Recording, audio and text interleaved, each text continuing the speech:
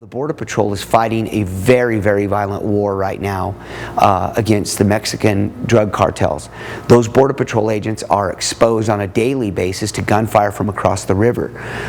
They're being attacked on a regular basis, and that includes gunfire.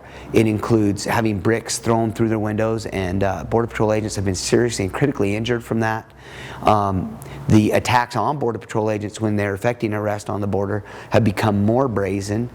And so as we look at what the Border Patrol is going through as one of the federal agencies that we feel could really benefit from the applications of the vehicle, we see that BORTAC, which is the tactical division of the Border Patrol, and BORSTAR, which is basically their trauma search and rescue teams, that they would be able to use the vehicle to effect rescues or to counter ambushes without having those agents exposed and in the open when they are ambushed or attacked. The van actually is the absolute best counter-assault or CAT vehicle on the market right now, and that's simply because we built it so that it can carry up to 8 fully kitted guys, and they can get in and out of that vehicle with extreme ease, and they can actually exit out the side doors on the passenger side or the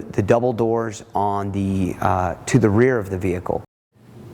Well, recognizing that this was really developed based on the Beslan school scenario and the difficulties, vulnerabilities that the Russian special forces faced, I'm a firm believer that this vehicle will give American law enforcement the ability to do what the Russian special forces couldn't, and allow police to do what the Russian special forces couldn't, and manage to live and save a lot of lives. They confronted a number of tactical difficulties that certainly American law enforcement will confront in active shooter situations, in mass hostage sieges, any of the extreme tactical threats that we can look at coming to America. One is having to cross open ground under heavy gunfire. You've got to get your teams moved up, and certainly this gives them the capability of doing that. It's small enough that it can maneuver down narrow hallways, it can deal with tight intersections, it can rescue wounded, it can move resupply in, which was another problem with the Russian special forces. Guys got shot down all day crossing vast expanses of open ground, bringing resupply in, bringing wounded out, carrying wounded out in their arms, carrying them over their shoulders. A lot of innocent people died, a lot of brave soldiers died, and some townspeople too were attempting to accomplish that very noble objective, and they paid a huge price for it. They made a noble sacrifice. This vehicle gives them the ability, gives American law enforcement the ability to deal with all of that, to deal with it quickly, to deal with it safely.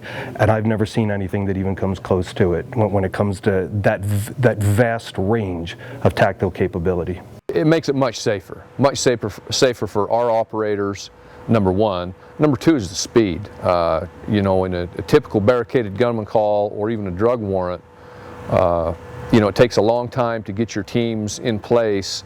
We're delivering teams and sniper units on barricaded gunmen right where we want them. Our guys don't have to sneak anymore through neighborhoods in the middle of the day or night, either way.